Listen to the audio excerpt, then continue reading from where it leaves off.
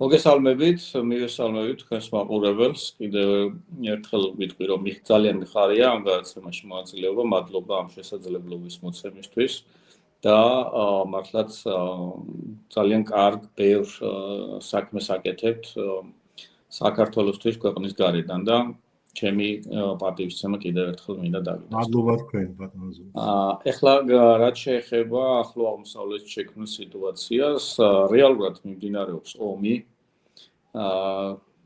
ხო ასე ხდება ხოლმე, რომ რაღაც პერიოდი რო გავა, მერე სახელსაც არ ქმნიან ხოლმე, შეხედა ოპერაციით იწყება, მერე ბოლოს ომში გადადის. ხო, ომი მე პირველივე დღიდან მოვუდი, რომ ეს ომი არის, უბრალოდ ომს სახელი ხო აქვს ხოლმე ზოგი 6 დღიანი ომი ზოგს ასე შემდეგ, ხო?